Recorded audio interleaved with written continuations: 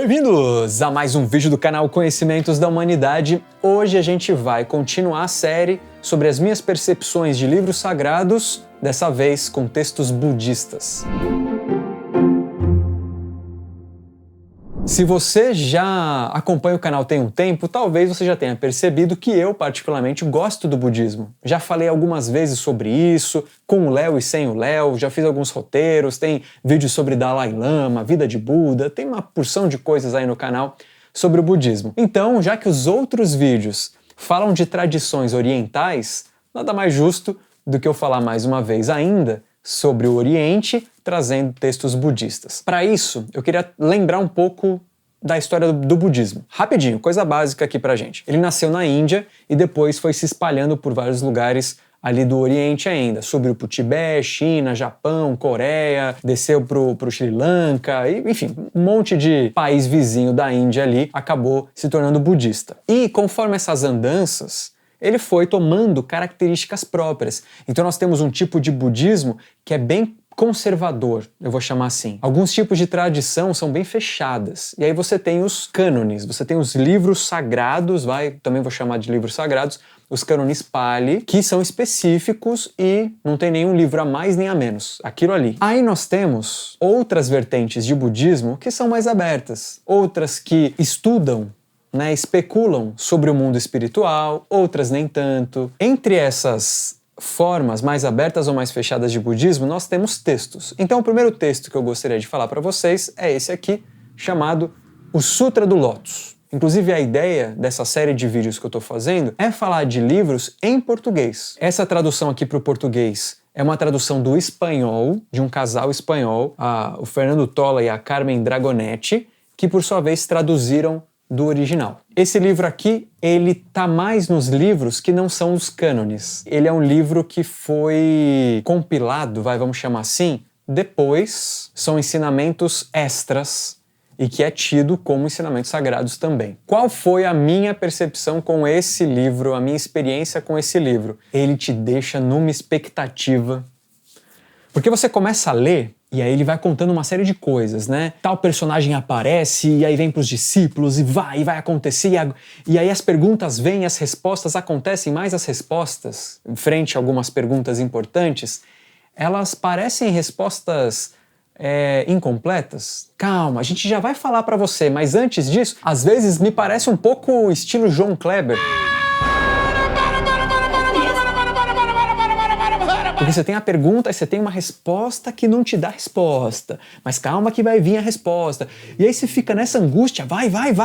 Aí agora vai. Vou até deixar pra ler. Teve um momento que eu fiz isso, Ia começar um segmento novo do livro ali, porque ele é dividido em partes e tal. Aí eu falei, nossa, agora eles vão responder o segredo da vida. Vou deixar pra ler amanhã. Aí no dia seguinte, voltei a ler com aquela empolgação, com aquela...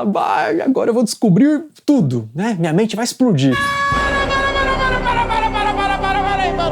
E obviamente não foi isso que aconteceu. Não, agora a gente vai falar, peraí, se prepara porque vai vir, se prepara, e não vinha. Aí uma outra circunstância é apresentada. Então, é quase que frustrante ler o começo do livro. Eu não terminei de ler esse livro ainda. Então, a experiência que eu tenho com ele, por enquanto, é de muita angústia e frustração, porque você fala que vai dar a resposta sobre, a sacralidade do universo e os ensinamentos mais sábios do mundo, e não vem. E aí quando ele fala que vai dar, então agora vamos começar. Aí começa o capítulo 3, e que aparentemente os ensinamentos são dados por parábolas. Porque exatamente quando ele vai começar a falar as coisas com uma intensidade, com um conceito, aqueles conceitos que, meu Deus, vou ter que ler 15 vezes para entender, vem a parábola. A parábola é um capítulo inteiro grande. Tem mais ou menos 40 páginas. Uma coisa que acontece bastante em livros sagrados, eu cheguei a falar alguns livros anteriores, é às vezes se perder no nome. Porque aí você tá lendo e tem um nome diferente que você nunca ouviu. E aí tem lá uma nota de rodapé explicando o que significa aquele nome. Aí às vezes a explicação de rodapé é maior do que o conteúdo daquela página, só para entender o nome que ele está usando. Só que depois de 200 nomes, ele usa um nome que usou no começo, que ele já explicou o que era. E muitas vezes, depois de 200 nomes, puto, quem é esse mesmo? Qual é o papel dele na história? Porque não é uma história literária, né? Não é uma aventura que está acontecendo aqui. É um livro sagrado, então algumas coisas acontecem, vai, não sei o quê, um tá aqui, outro tá ali, aparece.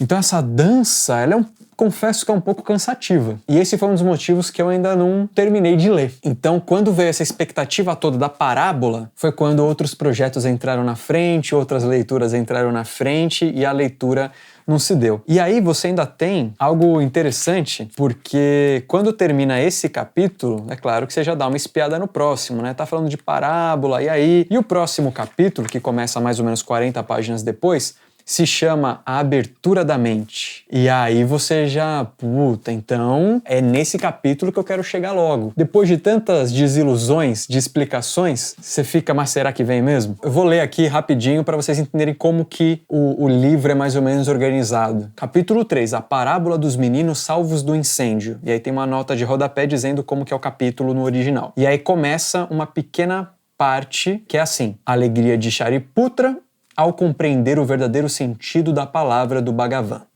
Descrição de seu desalento anterior por não compreender o sentido intencional das palavras de Buda. Aí começa. Então o venerável Shariputra, naquela ocasião, satisfeito, feliz, regozijando, encantando, cheio de alegria e contente, fazendo um anjali na direção do Bhagavan, diante do Bhagavan, olhando para o Bhagavan, ao Bhagavan disse o seguinte: eu estou cheio de admiração, cheio de um sentimento de maravilha ao Bhagavan, cheio de uma alegria ao ouvir tais palavras diretamente da boca do Bhagavan. Por que razão? Porque não, tendo ouvido até agora, ao Bhagavan, um tal ensinamento da boca do Bhagavan, e vendo outros bodhisattvas, e ouvindo que o nome de Buda era dado a bodhisattvas do futuro, eu sofria sobremaneira, eu me afligia sobremaneira, pensando, não possuo essa visão do conhecimento que tem como domínio o conhecimento próprio dos Tathagatas. Você vê que assim, é um diálogo que está acontecendo ao mesmo tempo que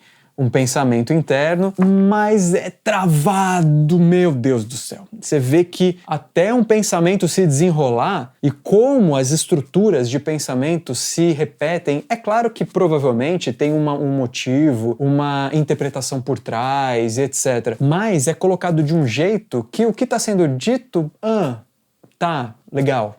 E daí? Confesso que eu fiquei um pouco angustiado na leitura. A expectativa criada, ela não é criada, é um livro budista, então eu vou atingir uma iluminação. Não é isso. É porque conforme esses diálogos, essas descrições vão acontecendo, vai te dando, puta, é agora, ó, ele tá falando que vai falar, ele vai falar, ele vai falar.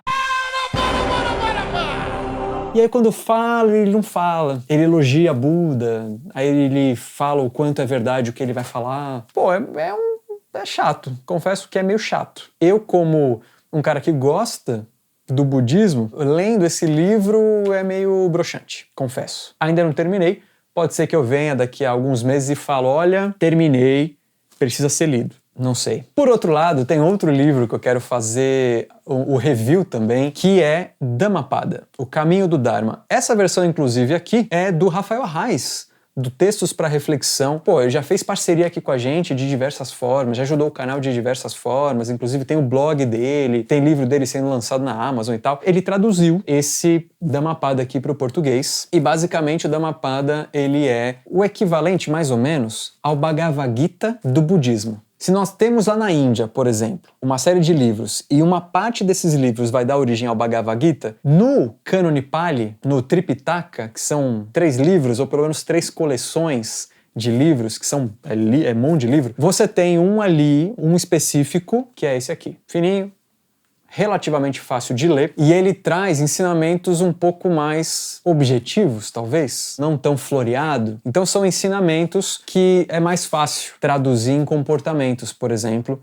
do que o Sutra do Lótus. Por exemplo, trouxe alguns exemplos aqui. No primeiro capítulo, o verso dos Gêmeos. Tudo que somos é resultado do que pensamos, está fundamentado em nosso pensamento, é feito de nosso pensamento. Acaso um homem falhe ou haja com a mente impura, o sofrimento perseguirá, assim como a roda da carroça persegue o boi que a carrega. Então legal, tem uma profundidade, a metáfora tá aqui, a ideia tá aqui, existe uma parte objetiva, e aí você pode refletir a respeito disso. Uma outra parte que eu também deixei anotado aqui é verdadeira maravilha domar a mente, tão difícil de ser subjugada, sempre agitada, sempre na busca frenética dos seus desejos.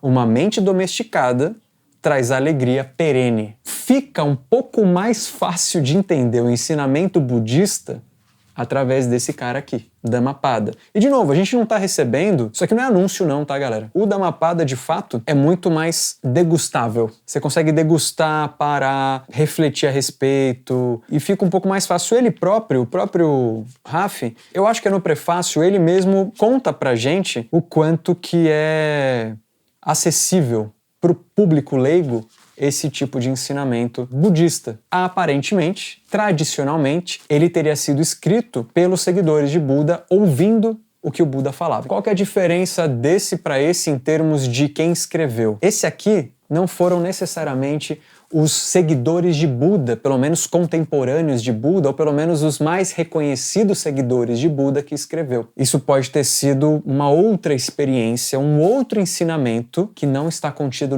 no cânone Pali, que é tido como os principais, principalmente para esse segmento, para essa corrente budista mais fechada, mais conservadora. O Dhammapada é. Então talvez tenham até ensinamentos conflitantes, mas o cerne acaba sendo o mesmo. Se você quer ler algo clássico e tradicional do budismo e você está se aventurando agora, é claro que eu vou indicar muito mais o Dhammapada do que o Sutra do Lótus, por exemplo, que te deixa na expectativa e até agora não entrega. Posso estar sendo injusto porque eu não li até o final? Posso, mas é a minha experiência até agora. E é exatamente por isso que eu não terminei. Pelo tanto de...